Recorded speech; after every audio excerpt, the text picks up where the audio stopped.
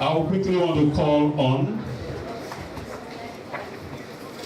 the chairman of the occasion to give his opening address.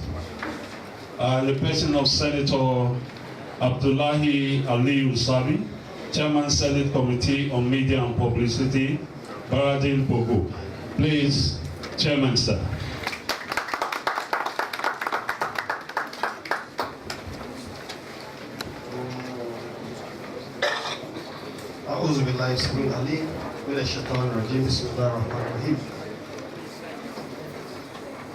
I bring you warm and sincere greetings from the National Assembly. Permit me, President, Your Royal Highness, other dignitaries, to stand on existing established protocol for the fact that you've already mentioned the fact you've been here since morning, so we can cut down on time. First, let me sincerely apologize for being here a little late. I had some other assignments, and we had a meeting, and participants in that meeting were late. So it was a carryover. So I sincerely apologize. It's not in our character to be late. Having said this, when I came in here, it dawned on me that I was given a big shoe to wear. When I saw the high table already fully charged with very important dignitaries and the hall all filled up, I knew, yes, when it comes to building, it's a very massive job. And so I want to sincerely thank you for finding me fit to chair today's occasion. Having said this, I thought very deeply also about the profession that have invited me. I'm a veterinarian by training. But when I remember that my father was a builder, it now dawned on me that I think I wasn't here by accident. My father is almost 92 years, and he trained as a builder in the old Kaduna Trade Center, which became Kaduna Polytechnic. And I grew up seeing him doing that work. He was a work superintendent in Borgu local government. So I think overall, I realized for me it was homecoming to see members of my father's family.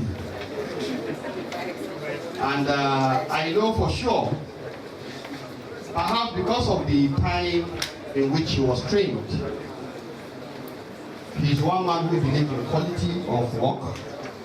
And I think the bulk of the work he has done to date, they are still standing. Even the house he's living in that he built, in fact, when we wanted to renovate it, it was a hard work cracking some of the places. So I know for builders, you are in every home. And so let me congratulate you as members of this very esteemed profession. You are the ones who made it possible for people to really say, yes, we have shelter. Those who do the design, those who will bring in all the calculations, if your hands are not there to ensure that everything is fit in the way it should be, I think there will be problem. And obviously, listening to the president reading out areas of challenges to this profession in this time and age, you are right when you said you need large doses of ideas.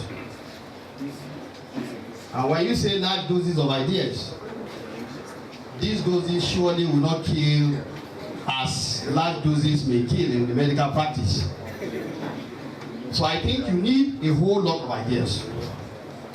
And this is more so given the fact that We've been witnessing cases of collapsed building, and it is also occasioned by the fact that you have intruders.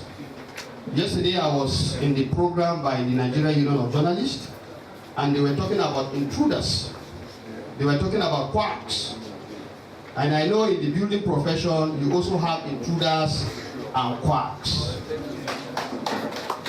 Now, one of the challenges you definitely have to address is definitely how to take out the weeds, how to bring in professionalism.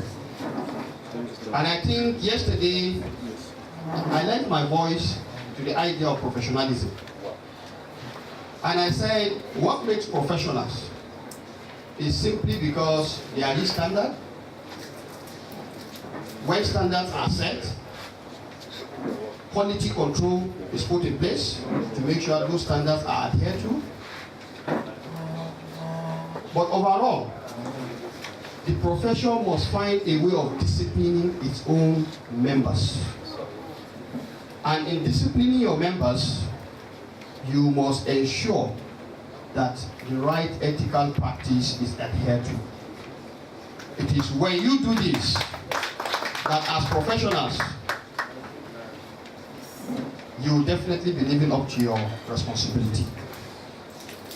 I also want to empathize with you when you said your fellows sometimes don't feel recognized or appreciated. Mr. President, distinguished ladies and gentlemen, let me put it very clear that no one can make you inferior without your consent. No one can make you inferior without your consent. As builders, it is your duty to ensure that within the confines of the extant rules and regulations, you stamp your authority without fear or favor, so that when people hear your name, they know that when you err, you surely be dealt with.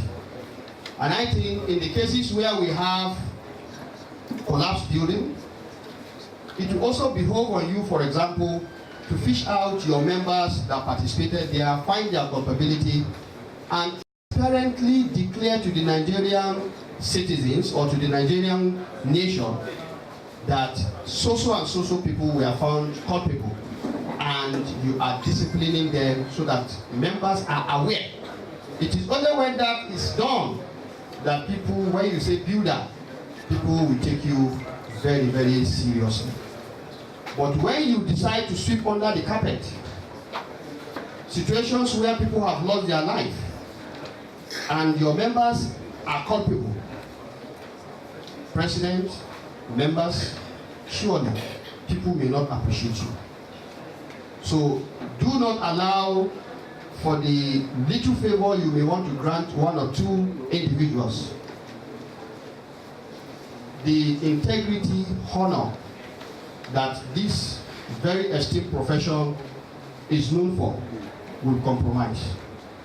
I have no doubt in my mind that members are equal to the task, and in most instances you will come to realize that it is the half-baked, untrained, and that group called intruders or quacks that actually bring the bad news to your profession. So you must rise up to your occasion on this, because if today you are to withdraw your service, almost every house will collapse. And we know you will not do that, because your hands are in every house, in every home, so to say.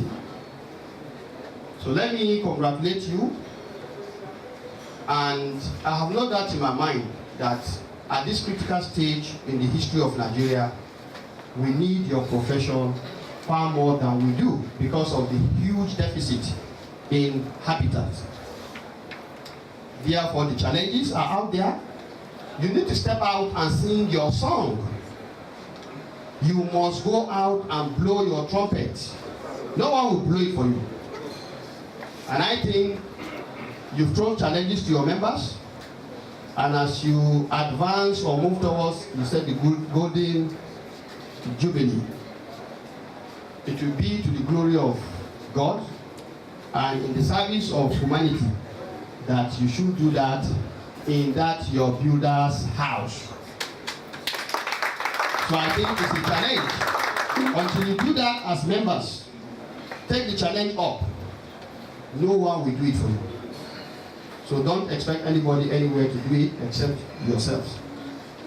Now, before I close my remark, let me use this opportunity to say that looking at the 2017 appropriation coming on board, one of the core objectives is employment generation. And definitely there will be a lot of construction work where your members will be participating.